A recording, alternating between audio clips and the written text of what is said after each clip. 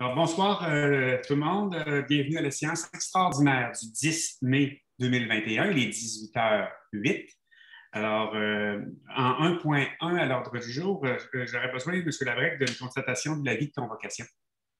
Oui, alors, je déclare que j'ai déposé à chaque élu ainsi que sur le site Internet municipal en date d'aujourd'hui, le 10 mai, une copie de tous les règlements et l'étude pour avis de motion ou adoption afin que la population et les élus puissent en prendre connaissance. N'ayant pas transmis également dans main propre l'avis de convocation conformément à la loi 48 heures à l'avance, alors je demanderai à tous les membres du conseil, s'il vous plaît, si vous acceptez de renoncer à l'avis de convocation. Oui, Lucie Laroche, je renonce. Madame Guy Gilbert. Lauren Trudel, je renonce. Oui, Cathy Duclos. Hélène Bergeron, je renonce. Alice Signard, je renonce. Monsieur le maire aussi, c'est correct? Je renonce, Michel Beaulieu. Merci. Alors, sans plus tarder, maintenant, je suis à l'ouverture de la séance en 1.2. Je constate qu'il y a quorum. Nous sommes tous présents. Encore une fois, merci d'être là, tout le monde. Alors, je déclare la séance ouverte à 18h09. J'en suis à 1.3 maintenant, M. Gilbert, sur l'adoption de l'ordre du jour, s'il vous plaît. Oui, Monsieur le maire. Entendu que tous les membres du conseil présents reconnaissent avoir reçu toute documentation utile à la prise de décision concernant les sujets à l'ordre du jour, je propose d'adopter l'ordre du jour tel que déposé. Merci beaucoup, M. Gilbert, d'en faire la proposition. J'aurais besoin d'un secondaire, s'il vous plaît.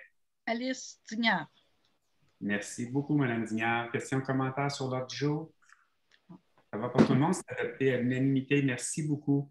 M. Gilbert, je suis en finance et administration pour un avis de motion et un dépôt d'un projet de règlement pour un règlement d'emprunt d'un montant maximum d'1 030 000 ayant pour objet le prolongement de l'égout collecteur et l'aménagement de l'aqueduc sur le chemin du canton. M. Gilbert.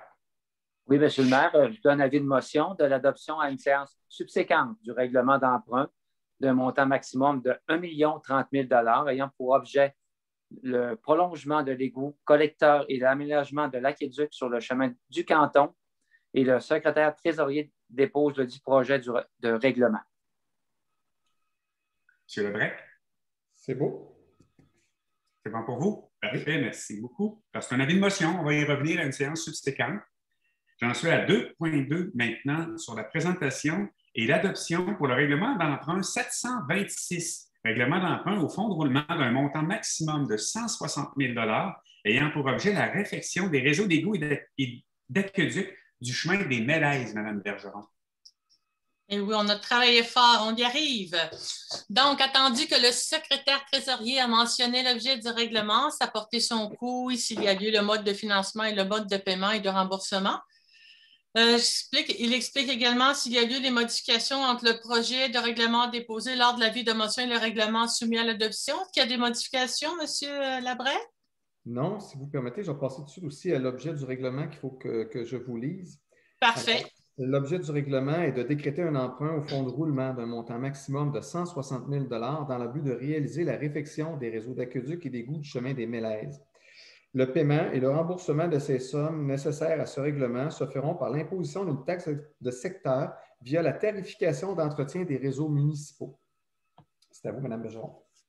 Parfait. Donc, je propose d'adopter le règlement d'emprunt 726, règlement d'emprunt au fonds de roulement d'un montant maximum de 160 000 ayant pour objet la réfection des réseaux d'aqueduc et d'égouts du chemin des Mélèzes.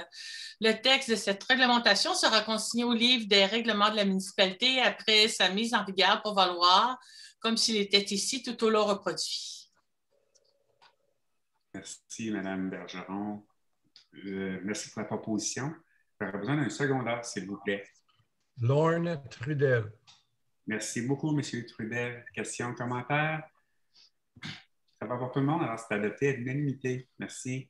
En 3.1 maintenant, M. Gilbert, je suis en autorisation de mandat pour l'ouverture du poste de directrice du service des loisirs, de la culture et de la vie communautaire. Oui, M. le maire, une petite mise en contexte. C'est suite à la démission de notre directrice des loisirs, Sylvie Roy, qui a accepté un poste dans une autre municipalité. Le conseil municipal est appelé à autoriser le mandat là, à une firme externe pour l'évaluation et le recrutement de candidats, étant donné que c'est un poste de direction. Donc, entendu les recommandations du directeur général, je propose d'autoriser le directeur général à mandater Action Compétences pour l'ouverture du poste de directeur-directrice du service des loisirs, de la culture et de la vie communautaire. Les sommes nécessaires devront être prises au budget des opérations des années courantes. Merci, M. Gilbert, pour la proposition. J'aurais besoin d'un secondaire, s'il vous plaît. Cathy Duclos. Merci beaucoup, Mme Duclos.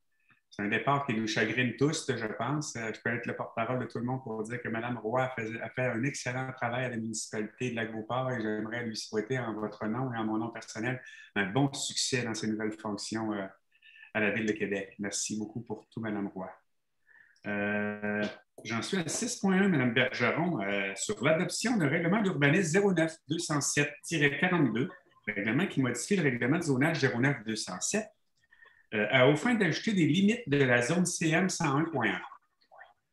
Eh bien, attendu que le secrétaire trésorier explique s'il y a lieu les modifications entre le second projet de règlement et le règlement soumis à l'adoption, y en a-t-il, M. Labrec? Non, aucune, Mme Bergeron. Parfait. Donc, je propose d'adopter le règlement 09-207-42, règlement modifiant le règlement de zonage 09-207 aux fins d'ajuster les limites de la zone CM-101.1. Le texte de cette réglementation sera consigné au livre des règlements de la municipalité après sa mise en vigueur pour valoir comme s'il était ici tout au long reproduit. Merci beaucoup, Mme Bergeron. On va en faire la proposition. J'aurais besoin d'un secondaire, s'il vous plaît. Lucie Laroche. Merci beaucoup, Mme Laroche. Questions, commentaires? Ça va pour tout le monde? C'est adopté à l'unanimité également. J'en suis à 6.2 maintenant, Mme Bergeron, sur le règlement, sur l'adoption, parlant du projet de règlement modifiant le règlement de lotissement numéro 09-194 afin d'ajuster les normes d'assouplissement au lotissement. Donc, je propose d'adopter le projet de règlement modifiant le règlement de lotissement numéro 09-194 afin d'ajuster les normes d'assouplissement au lotissement.